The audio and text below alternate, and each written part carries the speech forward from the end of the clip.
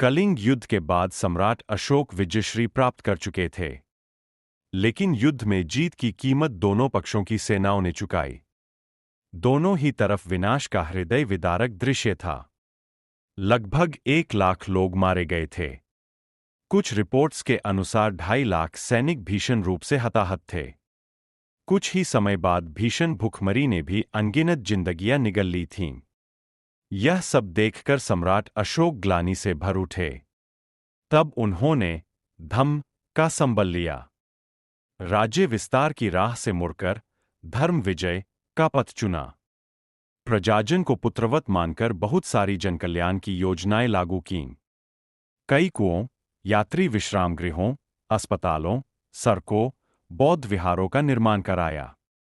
राजमार्ग पर चलते हुए इस प्रकार एकाएक धर्ममार्ग की ओर मुड़ना सम्राट अशोक जैसे विरले ही कर पाते हैं, क्योंकि मुड़ने के लिए झुकना पड़ता है।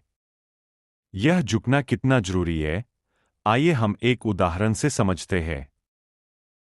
साइकिल की सवारी तो आपने की ही होगी। जब तक रास्ता सीधा हो, साइकिल सवार तेज गति से तन के साइकिल चला पाता है। लेकिन जब सड़क पर तीव्र मोड़ आता है, तो वह साइकिल के साथ मोड़ के अंदर की तरफ झुक जाता है। इस तरह वह स्वयं को गिरने से बचा लेता है। इस पूरी प्रक्रिया में साइकिल की गति कम नहीं होती, लेकिन उसकी दिशा आसानी से परिवर्तित हो जाती है। वहीं अगर एक साइकिल सवार झुके नहीं, तो इस मोड़ पर बाहर की ओर लगने वाला बल उसे दूसरी तरफ सड़क पर गिरा देगा। यह चालक दुर्घटना का शिकार हो जाएगा। इसी तरह जिंदगी हमारे सामने हमेशा सीधे रास्ते नहीं पेश करती। कभी दुर्घटना बाहुल्य वाले तीव्र मोड़, तो कभी पेचीदे घुमावदार रास्ते भी लाती है। जब तक जिंदगी के सफर में रास्ता सीधा होता है, हम अपनी हनक के साथ चलते हैं। अपने अहंकार को ऊंचा रख तन कर चलते जाते हैं। इस सीधे सफर में हम अपने भीतर पनपती बुराइयों को भी नजरअंदाज करते रहते हैं।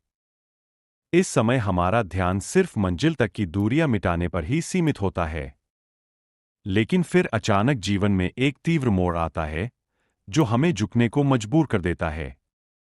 अपने मद को एक तरफ रखकर हमें परिस्थितियों से समझौता करना पड़ता है। इस तरह झुकना कई बार हमें तोड़ देता है, हमारे आत्मसम्मान को ठेस पहुंचाता है। पर वहीं अगर सम्राट अशोक की ही भांति हमें भी आध्यात्मिक संरक्षण मिल जाए, तो यही झुकना हमें सहारा देकर गिरने से बचा लेता है। हमारी आंतरिक बुराइयों को भी खत्म करता है। हमारे जीवन की दिशा और दशा दोनों को आसानी से परिवर्तित कर देता है। परिणामस्वरूप हम एक उजले व्यक्तित्व के साथ आत्मोत्थान के पथ पर अग्रसर हो जाते हैं।